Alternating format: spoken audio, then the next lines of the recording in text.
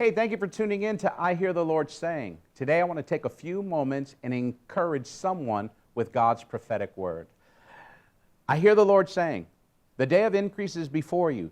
Don't look back at what was and what you lost. Rejoice in what you have and what I have in store for you, and I will give you double for your trouble.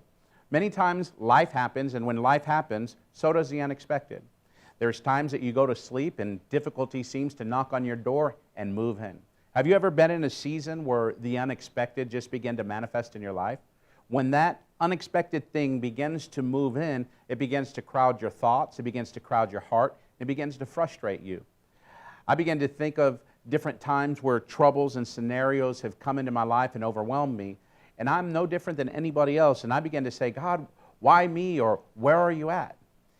What I come to realize that what God is looking for in the midst of trouble is what you're going to do in the midst of it. What are you going to do in the hour of your trouble?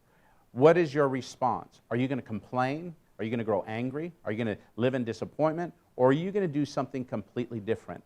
I begin to think of a man in the scriptures who does something completely different than I would probably do in the midst of his season.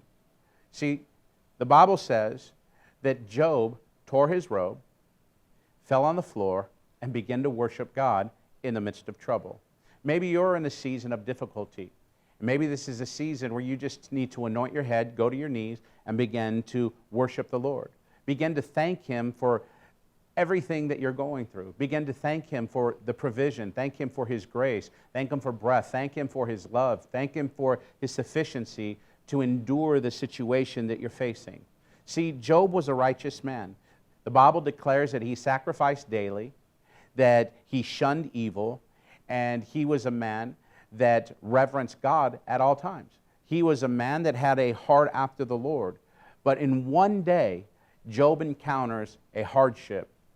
And in the midst of his hardship, Job lost all of his children, all of his cattle, all of his possessions. And in the midst of losing, in that hardship, what does Job do? He falls to the ground and he begins to worship the Lord.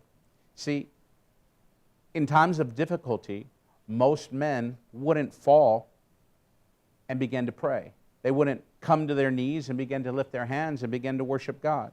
But this is exactly what Job did, because Job began to manifest what he had in his heart. Today, maybe you're going through something, and if anger words are coming out of you, it's what's in your heart. If bitterness and complaint is coming out of your mouth, it's what's in your heart.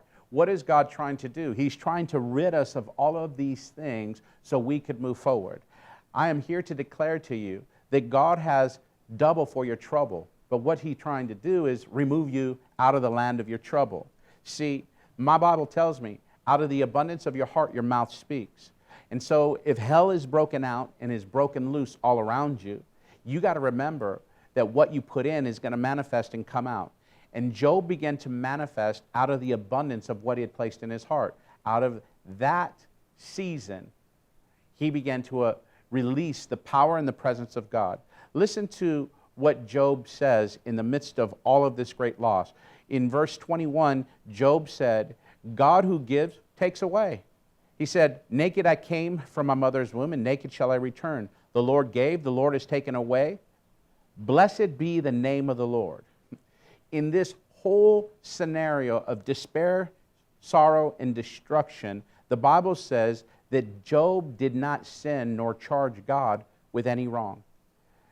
I'm here to tell you today that what God is looking for is He's looking for a man that doesn't point blame at God.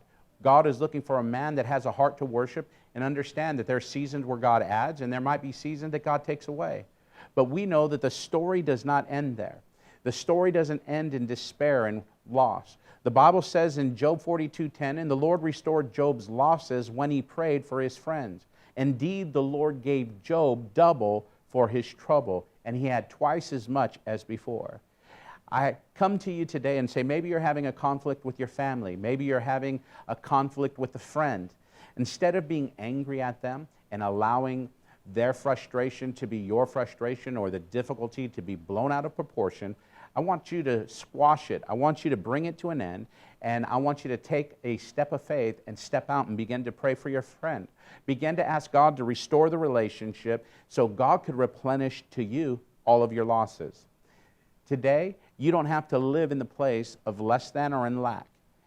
All you have to do is quit looking back at what was, begin to look forward for what it is that God has for you. The key for your breakthrough is simple. It's found when you rejoice. Rejoice in what you have, and God will add unto you. Thank you for tuning in to I Hear the Lord Saying. I pray that this message strengthened and encouraged you, and I pray that it adds strength into your life. I want you to know that if you've enjoyed this message, please hit the like, the subscribe, and the share button so you can tell others that God has a word for them. Remember, life is not good. Life is very good. We'll see you real soon.